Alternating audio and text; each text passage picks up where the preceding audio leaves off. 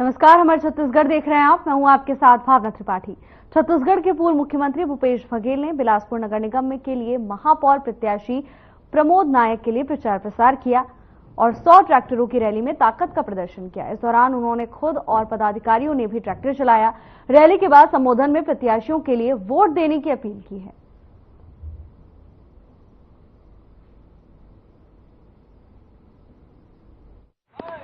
सब हथकंडे अपना रहे हैं, प्रशासन के माध्यम से लड़ाई लड़ रहे हैं।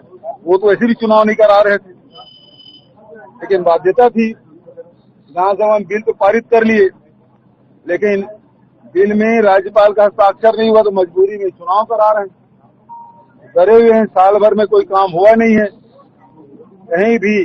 14 महीने में विष्णुदेव साय सरकार एक पैसा काम नहीं किया है। मैं अभी तुमकुरी से आ रहा हूँ उनके क्षेत्र से, और वहाँ स्थिति है कि हमारे शासनकाल में जो 100 करोड़ के काम स्वीकृत थे, टेंडर हो गए थे, वो काम भी 14 महीने से नहीं हो रहा है। इसका मतलब है विष्णुदेव साय चलती नहीं है, उसके बागडोर किसी और हाथ में है। ऊपर सीएम की भी नहीं चलती, वो शायद रायगढ़ वाले की चलती शायद। तो आज स्थिति है प्रदेश में, भारतीय जनता पार्टी कार्यकर्ता, उसके नेता, विधायक सब परेशान है। आखिर चलती किसकी है इस सरकार में, क्योंकि कोई काम नहीं हो रहा है। ये दुर्भाग्यजनक स्थिति। आप कह रहे थे कि असली और नकली के बीच में लड़ाई है। हाँ, तो जो नगर निगम एक चीज बताओ, छत्तीसगढ़ में अभी उनको जिनको टिकट दिया गया है वो कौन से कास्ट में आते हैं, उसकी छत्तीसगढ़ के सूची में वो कौन सा नंबर में है वो तो बताएं।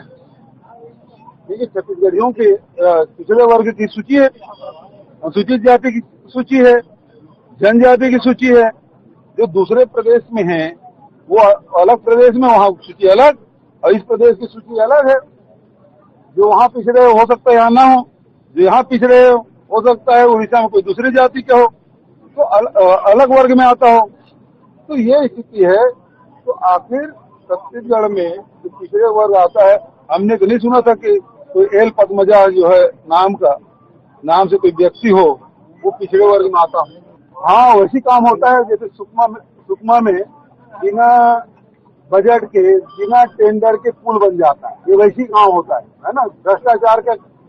भ्रष्टाचारियों को बचाने का काम। एक पत्रकार की हत्या हो जाती है, उन्होंने इतना ही कहा कि सड़क जो बना है बिना बने ही पैसे निकल गया 90%, और उसे हमेशा के लिए मुंह बंद करा दिया। तो अरुण साहू जी, आप तो एक विधानसभा में प्रश्न किए तो लखनऊ जेल भेजवा दी, पत्रकार ने सवाल किया तो उसके हमेशा के लिए मुंह बंद करा दी, मौत ही हो गई। पीडब्ल्यू विभाग उन्हीं का है। तो अरुण साहू जी, आप इतना निरंकुश कैसे हो गए? आप तानाशाही कब से हो गए? जनता ने आपसे सुना है, आपसे सवाल, जनता को सवाल करने का अधिकार है, पत्रकार को सवाल करने का अधिकार है, विपक्ष को सवाल करने का अधिकार है, और आप मुंह बंद कराने लगे। आखिर उसको कोर्ट में जाना पड़ेगा, पिटीशन लगाना पड़ेगा, तो आप उसका दुरुपयोग कर रहे हैं। और दूसरी बात है, परमिशन रोकने के लिए क्यों रोकोगे आप? एडीजी के दबाव में सब प्रशासन काम कर रही है।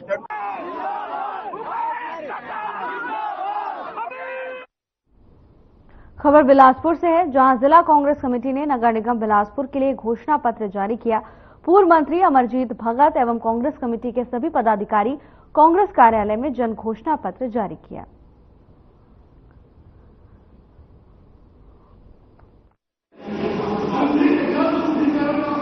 बुलडोजर रैली को परमिशन देती है यही यहाँ बुलडोजर रैली, जो कि बुलडोजर रैली गरीबों का मकान तोड़ने के लिए जो भारतीय जनता पार्टी एक साल के अंतर्गत लोकसभा के चुनाव के समय उनकी सरकार की बुलडोजर रैली को परमिशन देती है, लेकिन किसानों के प्रति, जनता के प्रति, छत्तीसगढ़ियों के प्रति ट्रैक्टर रैली को परमिशन भारतीय जनता पार्टी देती है। इसलिए आपको समझना है कि बुलडोजर की प्रथा बिलासपुर में करना चाहते हैं भारतीय जनता पार्टी और एक तरफ कांग्रेस पार्टी, जनहित में किसानों के लिए, नौजवानों के लिए, मजदूरों के लिए, नौजवानों के लिए करना चाहती है। इस बात में क्योंकि लोकसभा के समय उन्होंने परमिशन दिया था बुलडोजर रैली को। था उसके लिए मैंने लिखित मिले और तो बता दिया था कि ऐसे ऐसे मीटिंग है अपना वोट में देते तो इनसे लगातार सारे लोग चक्कर लगा रहे हैं, वहाँ पर अतिरिक्त कलेक्टर मिल रहे हैं, नगर निगम के आयुक्त मिल रहे हैं, ना ही एडिशनल एसपी मिल रहे हैं, वो अभी आ रहे करके लगातार घुमा रहे हैं और अभी वो कहीं भी आप तब्दीली नहीं निकाल सकते। ये बहुत ही कानून का उल्लंघन है और एक राष्ट्रीय पार्टी के सरकार है वो पालन कर रहे हैं। इसके लिए भी हम लोग ने वोटर अटल श्रीवास्तव के माध्यम से जिला हमारा ऑब्जर्वर है उनको शिकायत कर दी है।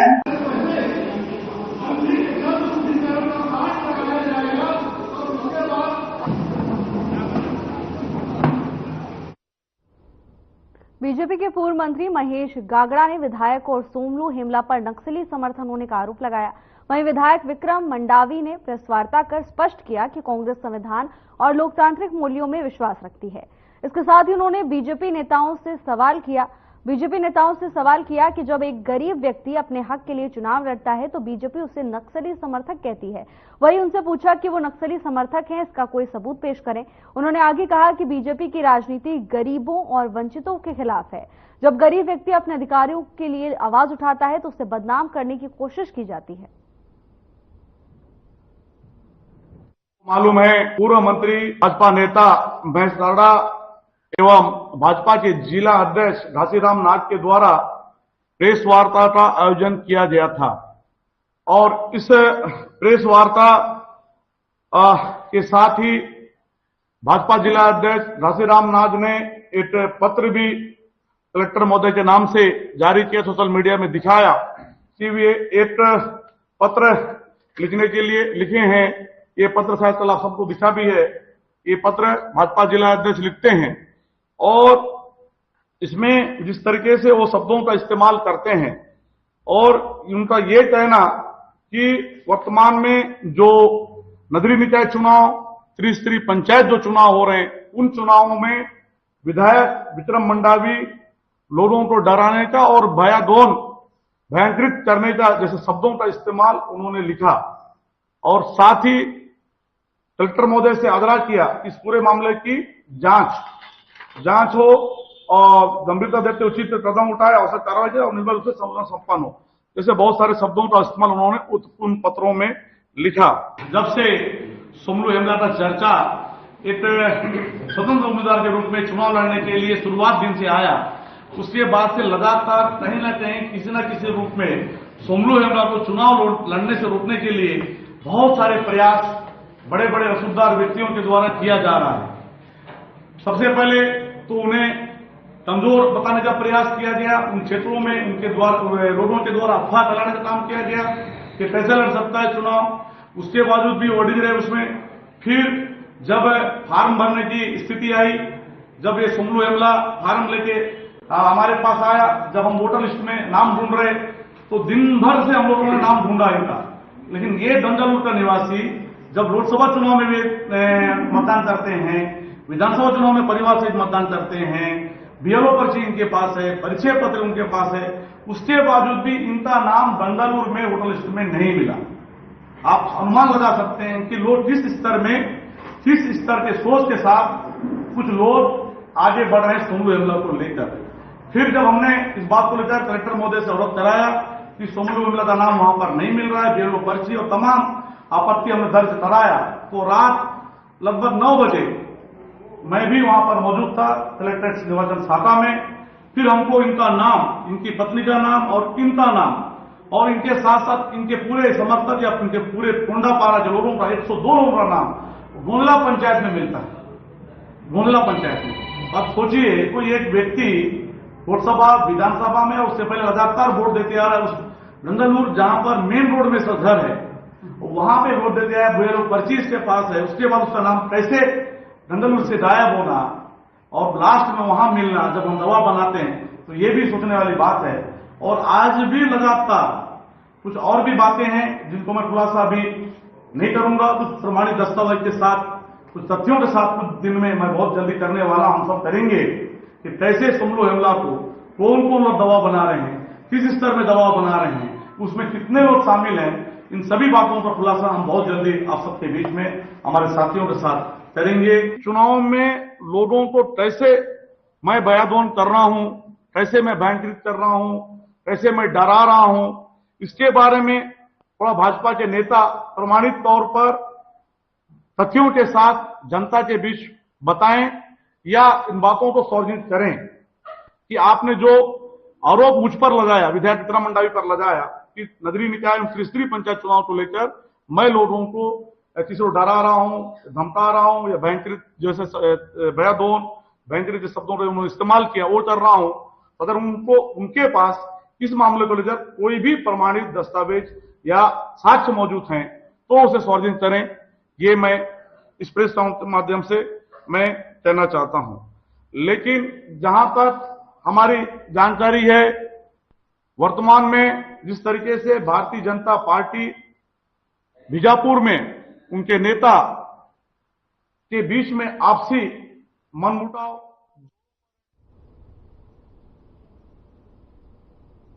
खबर रायपुर से है, जहां नगरीय निकायों के लिए भारतीय जनता पार्टी के घोषणा पत्र अटल विश्वास पत्र में नगरीय निकाय क्षेत्रों में विकास के लिए जो घोषणाएं की हैं वो विकास की गारंटी है। बता दें कि जिस तरह मोदी की गारंटी मतलब गारंटी पूरी होने की गारंटी है, ठीक उसी तरह अटल विश्वास पत्र का एक वादा पूरा करेंगे।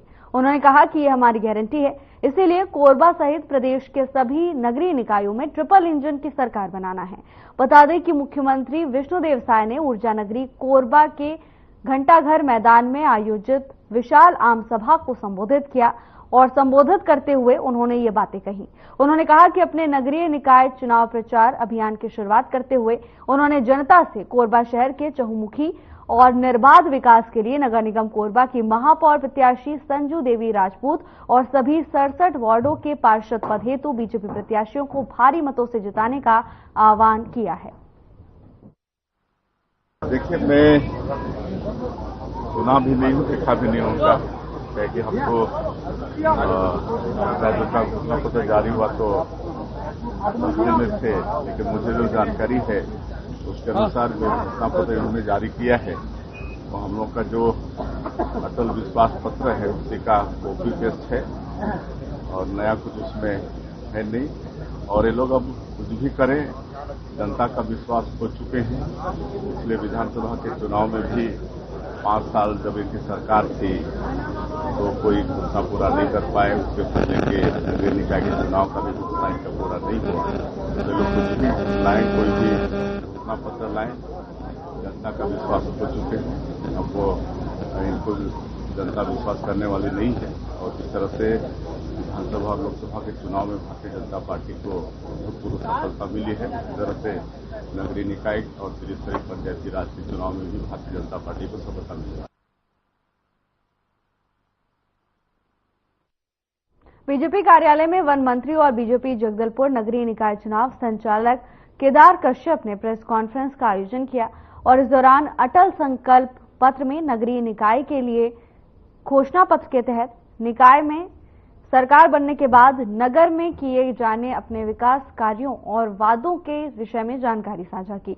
आपको बता दें कि इसमें मुख्य रूप से नजूल भूमि के स्वामित्व के लिए नया कानून बनाने और उन्हें पट्टा देने के साथ ही सभी पट्टाधारकों को भूस्वामी प्रधानमंत्री आवास देने की जानकारी दी है। मंत्री केदार कश्यप ने कहा कि रुके हुए पीएम आवास शहरी परियोजनाओं को इसके साथ ही वर्तमान में स्वीकृत करते हुए 3 लाख घरों को तेजी से पूरा करेंगे। आपको बता दें कि इसके साथ ही जो बिजली बिल और समेकित पर पटाते हैं उन्हें आवास बनाने की पात्रता दी जाएगी।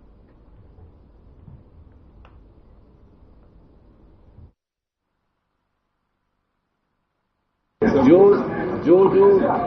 बागी है, जिन्होंने पार्टी से बगावत की है, उनके खिलाफ में कार्रवाई सुनिश्चित। कितने लोगों को किया गया है? जो बागी है उनके सबके ऊपर कार्रवाई। मंत्री जी, निगम में आपका सरकार बनता है तो निगम में जो भ्रष्टाचार हुआ था उसके ऊपर कार्रवाई की जाएगी। जो भी भ्रष्टाचार है उसके ऊपर कार्रवाई होगी, इसलिए कहीं कोई किंतु परंतु नहीं होगी। चुनाव प्रचार के दौरान क्या सुरक्षा की आवश्यकता पड़ रही है? उन्हीं इलाकों में कई जगह सामने आएंगे, क्या सुरक्षा पर्याप्त है? कुछ एक जगह पर जो विषम परिस्थितियां हैं उसके कारण से सुरक्षा की व्यवस्था और बेहतर करने की दृष्टि से और उन क्षेत्रों को नक्सल मुक्त करने की दृष्टि से हमारे जवान भी लगातार काम कर रहे हैं। और आज की स्थिति में तो हमारी स्थिति प्रदेश में हमारे जवानों ने जो करके दिया है, मैं उनको धन्यवाद देता हूं, आभार व्यक्त करता हूं, जो उन क्षेत्रों तक हमारे लोग पहुंच पा रहे हैं जहां तक कभी पहले कोई पहुंच नहीं पाया। महाविद्यालय छात्र छात्राओं के लिए फ्री वाईफाई जोन हम महाविद्यालय परिसर में और हमारे जो विश्वविद्यालय परिसर में वहां पर हम सुनिश्चित करेंगे। इस बात का हमने विश्वास दिलाया है। पिंक टॉयलेट जो हमारे यहाँ के एक बहुत बड़ी समस्या है कि यहाँ पर हमारे माता बहनों के लिए उनके लिए अलग से शौचालय की व्यवस्था नहीं हो पाती, तो वो अलग से शौचालय बना करके भी हमारी सरकार के माध्यम से दिया जाएगा।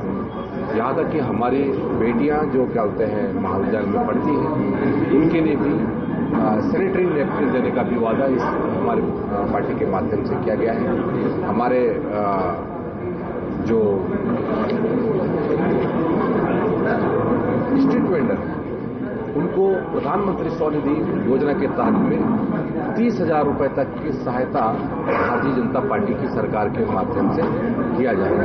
ऐसे बहुत सारे बातें हैं जिनको लेकर के भारतीय जनता पार्टी ने लोगों से अपना समर्थन मांगा है और हमें विश्वास है जिस तरीके से लोगों का समर्थन मिल रहा है यहाँ की जनता का, आने वाले समय में हमारे सभी के सभी नगरीय निकाय क्षेत्रों में भारतीय जनता पार्टी की सरकार बनेगी और मजबूती के साथ में हम अपने शहरों का समुचित विकास कर सकते हैं। बिल्कुल दोनों के सागर या फिर हमारे गंगा मोला तालाब उनका भी समुचित तरीके से विकास किया जाएगा और उसका सही डेवलप किया गया तो भारतीय जनता पार्टी की सरकार। कांग्रेस घोषणा पत्र जारी कर दी है आज, क्या कहेंगे? कांग्रेस के पास में केवल घोषणा पत्र जारी करने का अवसर है, काम करने का अवसर उनके पास न पैसे हैं न कुछ है न सरकार है, तो घोषणा पत्र जारी करके क्या करेंगे, किस काम आएगा?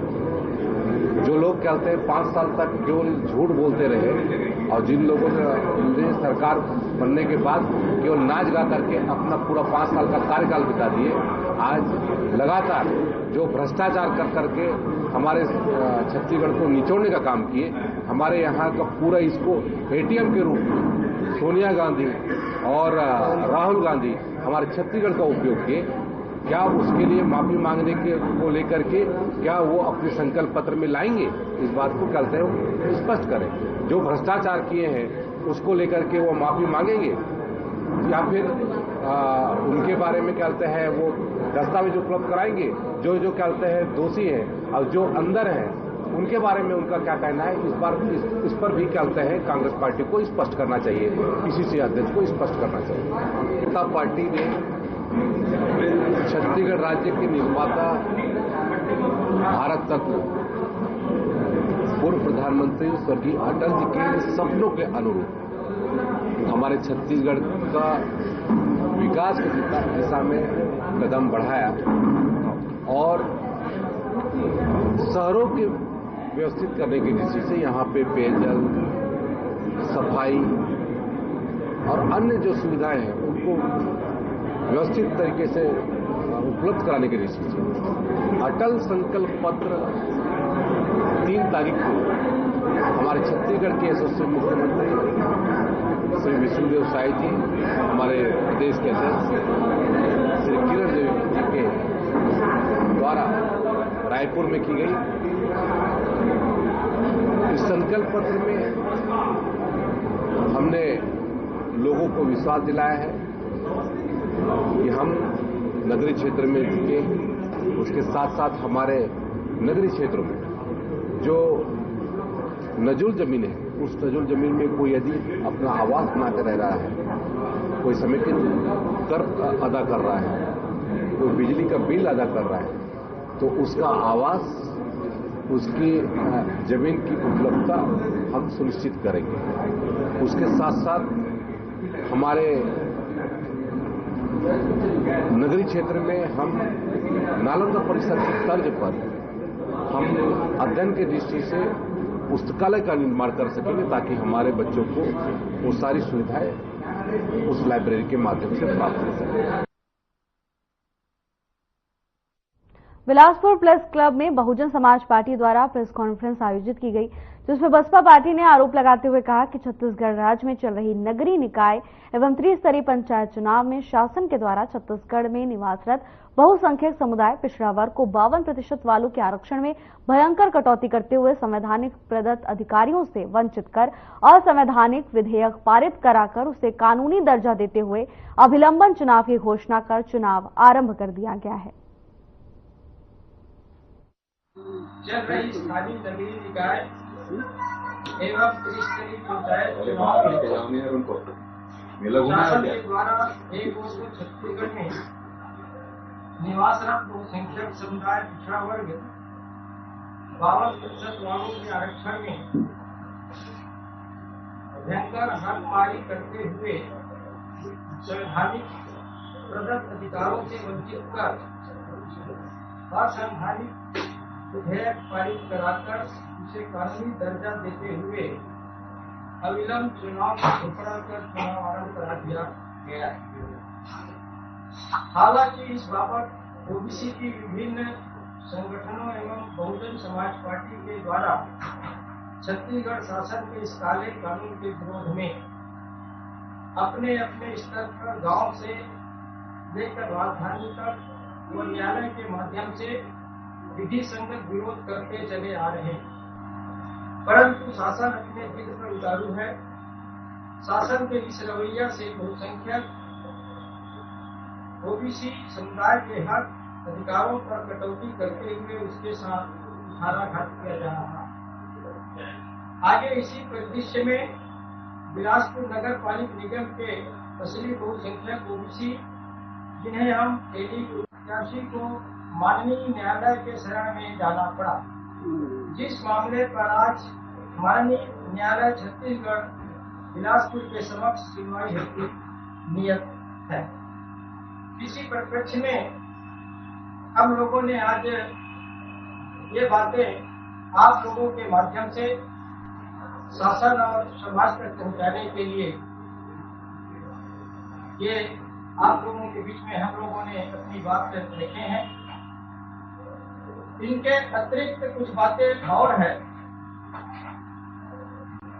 जैसे कि ये जो बातें हमने जो आप लोगों के सामने रखा है, यही ये बातें भारतीय जनता पार्टी के शासनकाल में हो रहा है, ऐसी बात नहीं।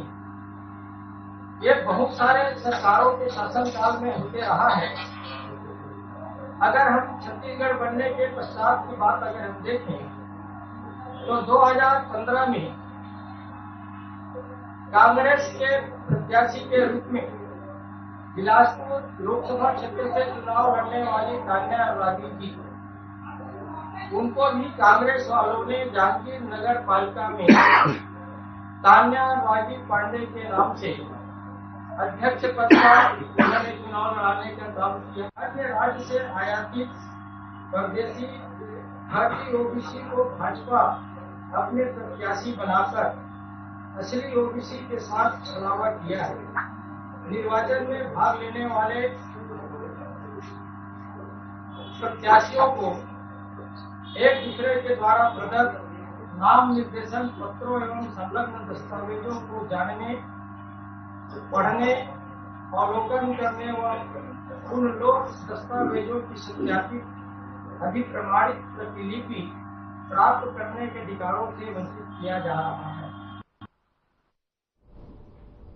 फिलहाल के लिए बस इतना ही। जल्द हाजिर होंगे नई अपडेट्स के साथ। नमस्कार।